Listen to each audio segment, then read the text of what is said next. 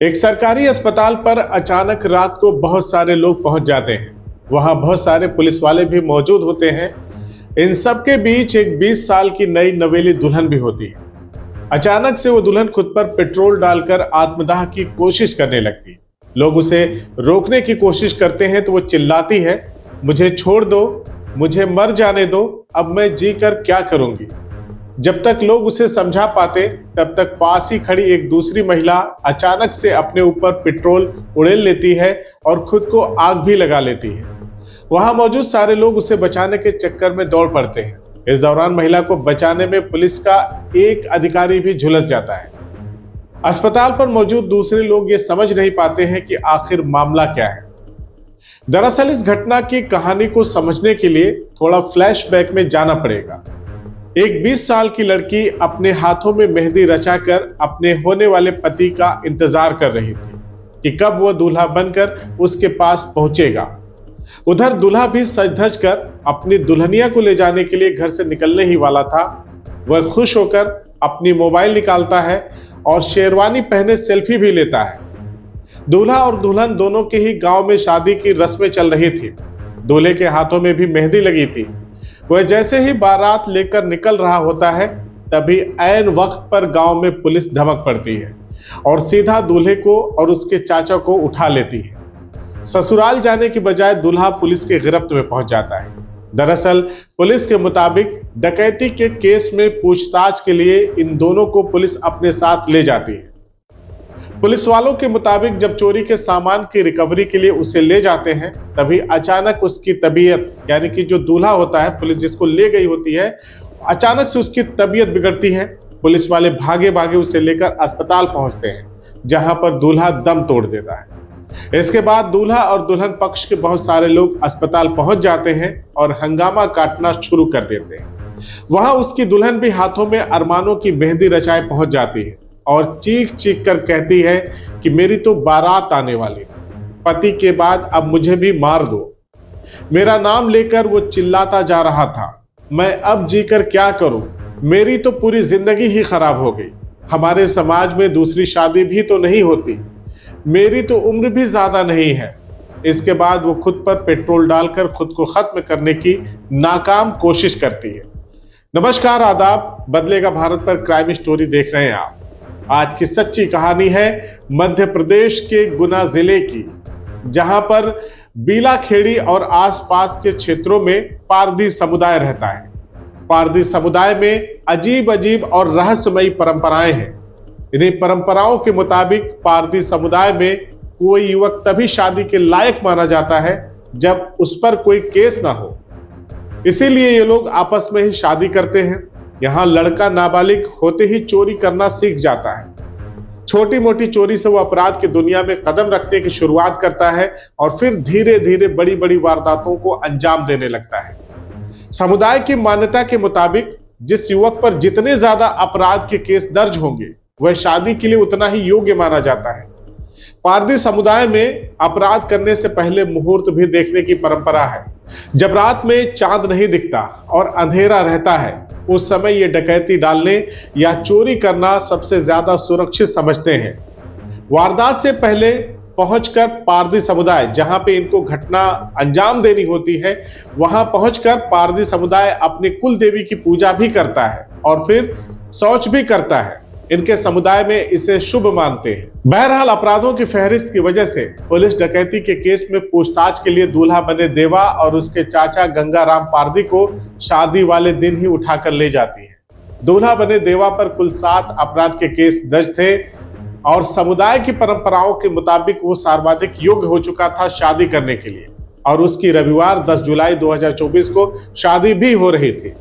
बीलाखेड़ी के रहने वाले देवा पारधी की बारात गुना शहर के गोकुल सिंह चक पर आने वाली थी, जहां बला की खूबसूरत निकिता दुल्हन बनकर हाथों में अरमानों की मेहंदी रचाकर अपने देवा का इंतजार कर रही थी।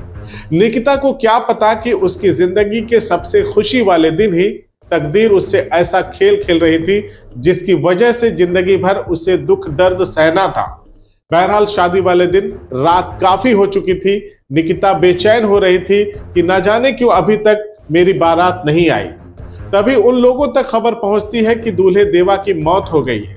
इसके बाद निकिता दहाड़े मार मार कर रोने लगती है। सब भागते हुए अस्पताल पहुंचते हैं, जहां उन्हें पुलिस वाले बताते हैं कि चोरी हुए सामान की रिकवरी के लिए हम दोनों को ले जा रहे थे। इसी दौरान देवा के सीने में दर्द उठा, उसे तत्काल मयाना के अस्पताल ले जाया गया। वहां से उसे जिला अस्पताल लाया गया, जहां लगभग 45 मिनट तक उसका इलाज चला। उसे CPR भी दिया गया, लेकिन उसे बचाया नहीं जा सका।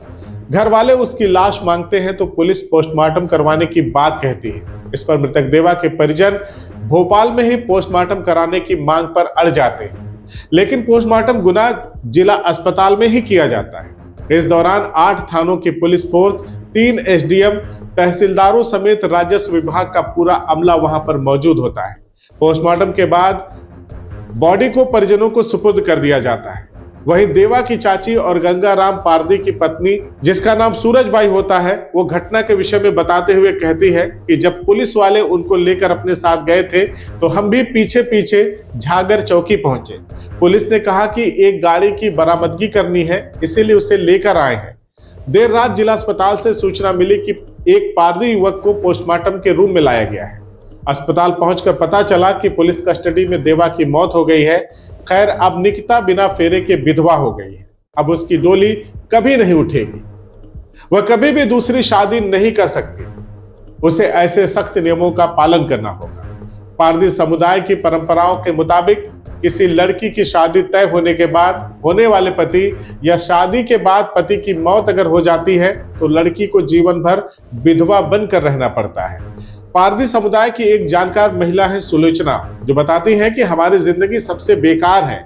पुलिस को अगर कुछ करना है तो सबसे पहले हमारी महिलाओं को मारना चाहिए, इसके बाद पुरुषों को मारना चाहिए।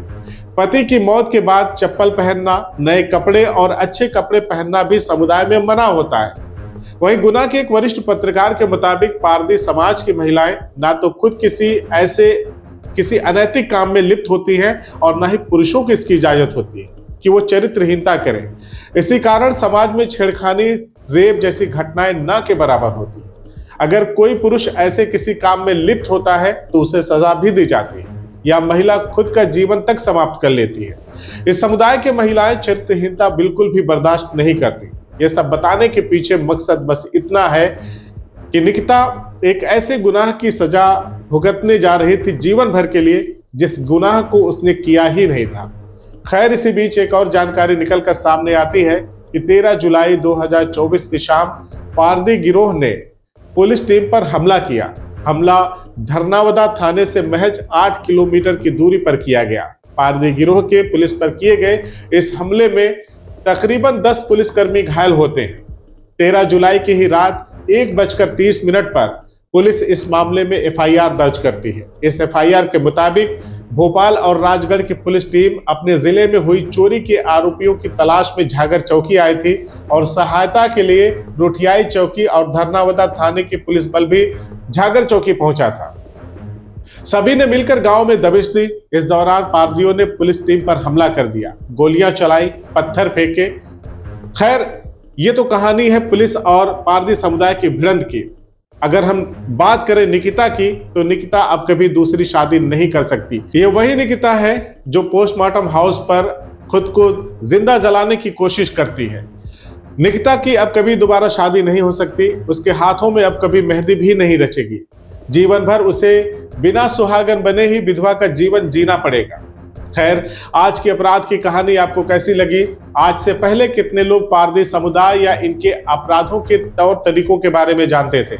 हमें कमेंट जरूर करके बताएं। बाकी अपराधों की ऐसी अनकही और सच्ची दास्तान को देखने और सुनने के लिए देखते रहिए बदलेगा भारत पर क्राइम स्टोरी। जय हिंद।